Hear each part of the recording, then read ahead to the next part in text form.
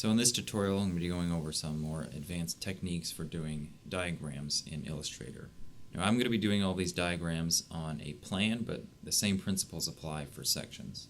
So the first thing I'm going to start out with is a structural grid diagram. So for each one of your diagrams, you always want to have a different layer that all of your objects in that diagram are going to be on, and this makes it much easier to control the appearance of them if, say, they're all going to be the same. So for my structural diagram, I'm basically going to have a grid of lines that defines where either the major load-bearing walls are, or even some of the interior partition walls, or the columns.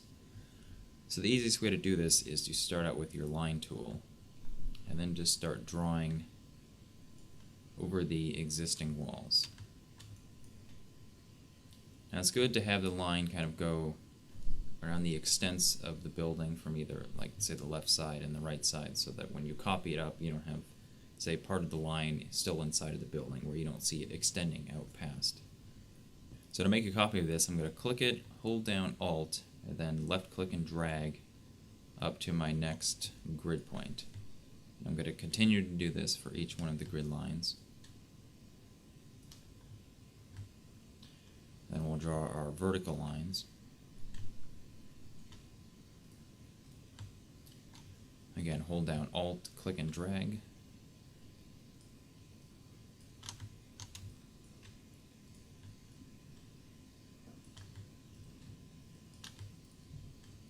You can also hold Shift, that'll lock it to the X-axis here. So if you don't have Shift enabled, see how I can move it around like this. But if I hold Shift down, it kind of locks it to that axis. Alright, so I've got all my lines drawn, but now I want to change them to, say, like a dotted red, which would represent the structural grid. So instead of just selecting all the lines, I can actually click on the layer on the circle. So this will select all of these lines. Then what I want to do is go up to the color panel, make sure that we have the stroke selected here. Then I can double click on that, change it to a nice bright red. I want to bump up the stroke a little bit, and then I want to change it into a dashed line. So if you don't see this dashed line option here, if you double click on the name of the stroke panel, that'll cycle between all these different options for that, so make sure you double click on that so you can see the dashed line options. So I'm just going to click on the dashed line, and right now it has a 12-point dash, and since there's nothing in the other boxes, it's going to have a 12-point gap. So I'm just going to bring it down a little bit to 10, and maybe we'll try 1.5 points for the stroke width. So something like this is good for displaying a structural grid. You know, you can choose different colors or different stroke weights or different dashed line types, but this is the basic principle you want to get towards. So the next diagram is circulation. So this, we want to draw arrows and paths to show kind of major circulation through the building and how you move through different spaces. So again, I'm going to make a new folder, a new layer, call it circulation. And instead of starting with the line tool, I'm going to start with the pen tool. So the pen tool enables you to draw basically polylines as if you were in Rhino or AutoCAD. Just a quick principle of how this works. You can click multiple points and form a polyline. And right now, since in our color panel we have a stroke but no fill applied to this, if I reverse that, you can see that it applies a fill instead of a stroke.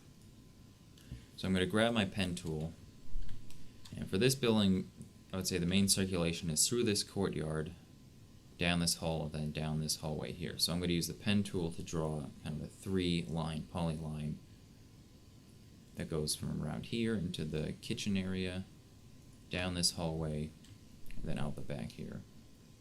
And again, I can use Shift to lock it to either the X or the Y axis, so I'm not drawing, non-orthogonal lines. Alright, so I've got that line in. I may want to have a line that goes down the hallway. Say it goes down the hallway and out this door. So I can again get my pen tool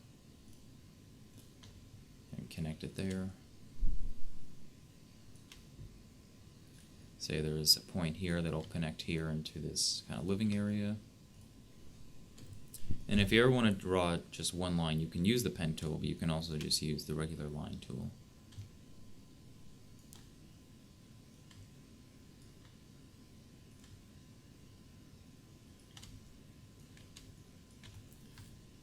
So in here I'm going to have this going into a bathroom, then into these two bedrooms.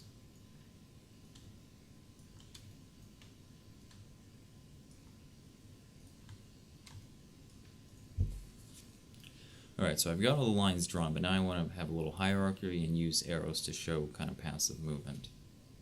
So to put some arrows in, let's start by selecting all of our lines. And then again in the stroke panel, if you don't see the dashed or the arrowhead options, double click on the name of the stroke panel, and that should cycle between the views. So in the arrowheads, you can click this drop down menu, pick any arrow you want that you think best represents this. So I'm going to choose 5 here. So you can see you put an arrow at the beginning of every single line that I drew. Now for most of these arrows are in the opposite end of the line that I want them to be. So if I click this swap button, it'll swap them to the side that I actually want them to be displaying on. Now in the case of this line that I drew through on this side, I actually want arrows on both sides. But that's the only one that has arrows on both sides. All the other ones just have arrows on one. And actually this line right here, I don't want to have an arrow on any of the sides. So now that that's drawn, say I want to change all the colors of them, I can click on the circle next to the layer, select all of them, and I can go into the color panel, say adjust it maybe to more orange. Then I want to add a little bit of hierarchy to these, so on this line that I drew through the main part of the house, I'm going to bump the stroke up to, say we'll go with 3. Then you can customize the strokes of each line. Say the line going through this circulation area could be maybe 2 or 3, and then the ones going into the individual rooms could be 1. Again, this one over here, I'm just going to bump up 1 more. This one I'm going to keep it 3, actually 2.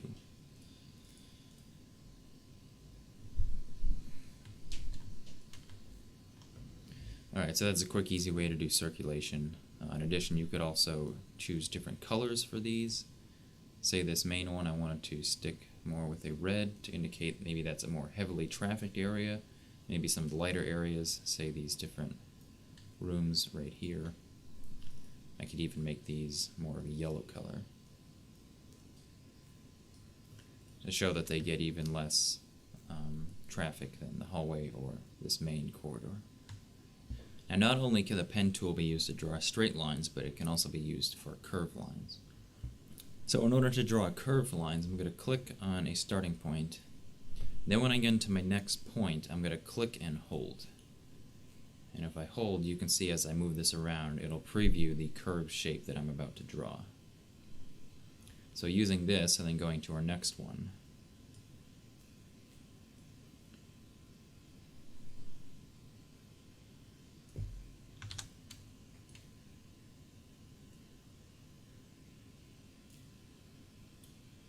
so by clicking and holding, you can draw basically any shaped lines that you want.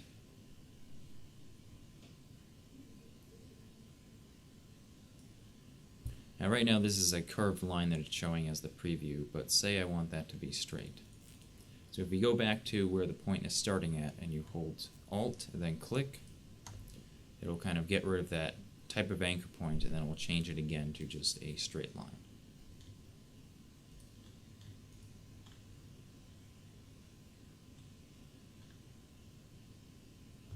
Then again, I can click and drag and change it back to a curved line. And then click Alt and left click on the point to change it back to straight.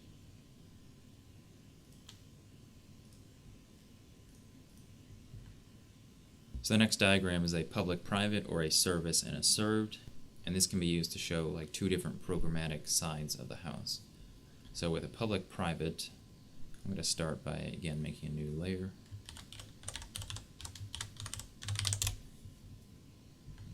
So for this, you want to use a rectangle tool or any other of the shape tools to draw a fill over different areas of the house and make them different colors.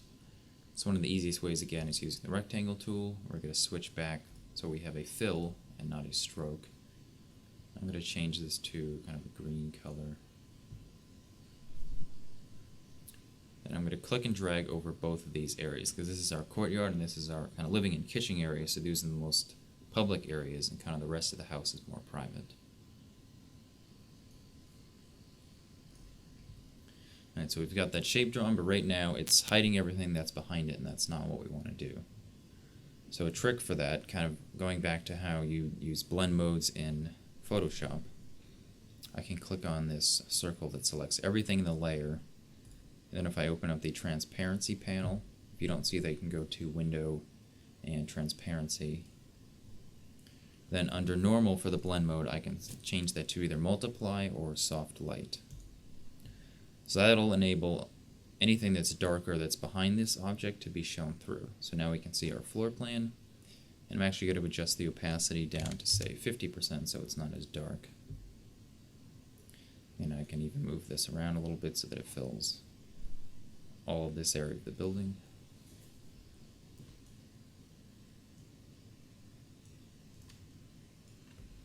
So that will be our more public area, and then our more private area we can again draw some more shapes here.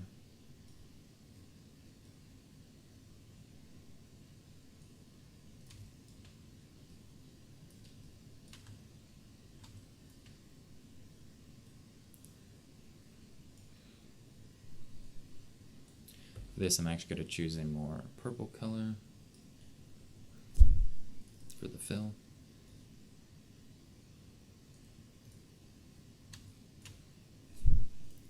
Actually here I'm going to change this to be a bit more yellowy.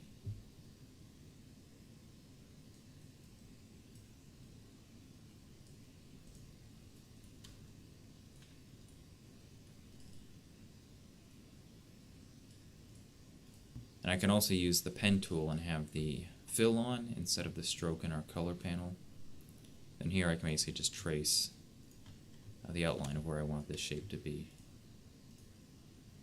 Over here I'm holding shift down so it locks to all of these different lines.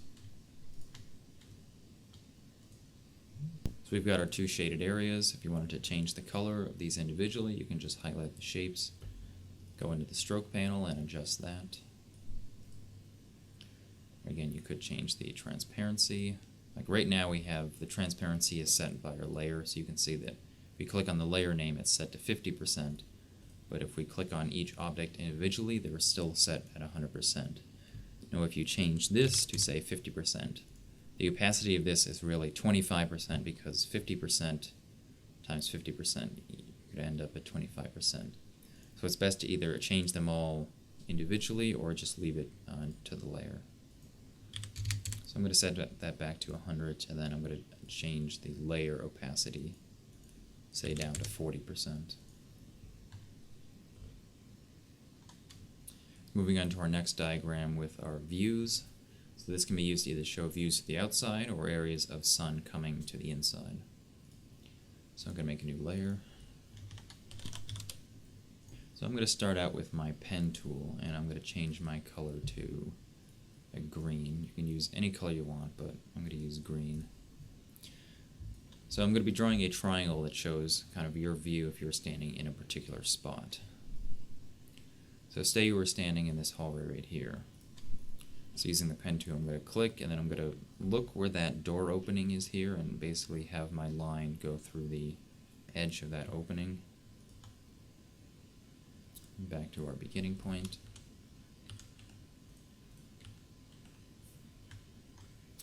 So from there we want to assign a gradient to it, because we don't want this solid green shape. You want it to fade from kind of where you're standing to where you're looking to. So under the gradient panel, if you don't see that, go to Window and Gradient. So type, you want it to be linear. Then down here on these color pickers, you can double click on these. You'll have to change the color type to RGB, because right now it defaults to grayscale.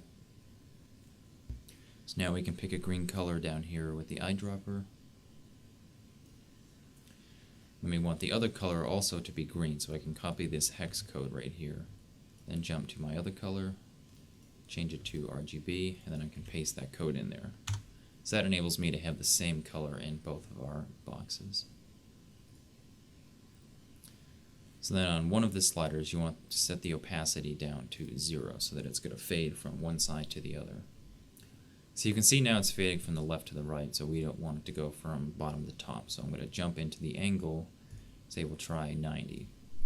So that's kind of what we want to end up with, like that. So again, I can draw another shape, say standing in this living room area looking out on the courtyard.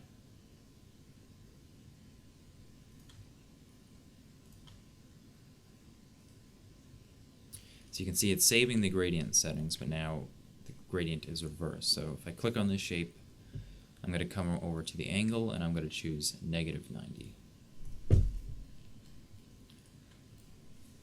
So as long as your building is oriented kind of either north, south, east, west, you can choose 0, 180, 90, or -90 for the rotation. We'll do two more, one standing in this hallway looking out. So for here, maybe we'll try 0 degrees. And then how about one standing in this area looking out of this window.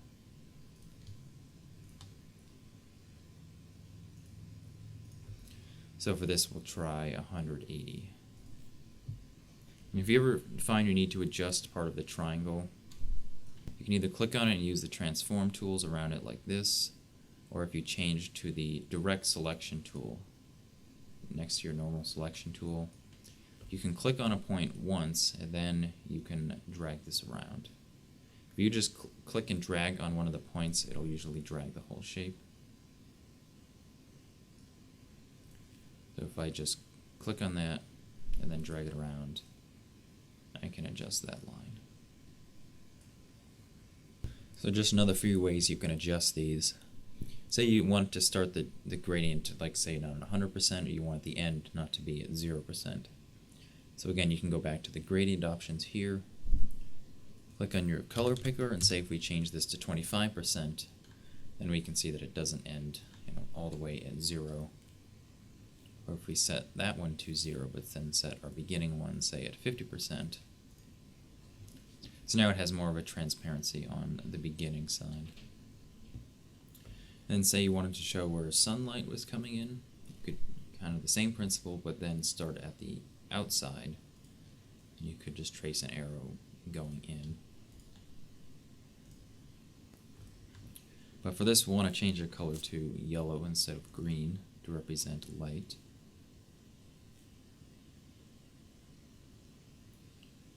Yeah, so get my yellow here. I can copy the hex code from one of the pins to the other.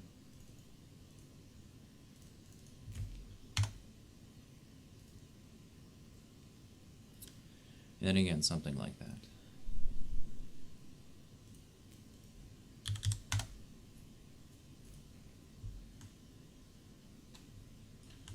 So this is the end of this video, even though I only showed how to do this in plans. Kind of the same principles apply in a section.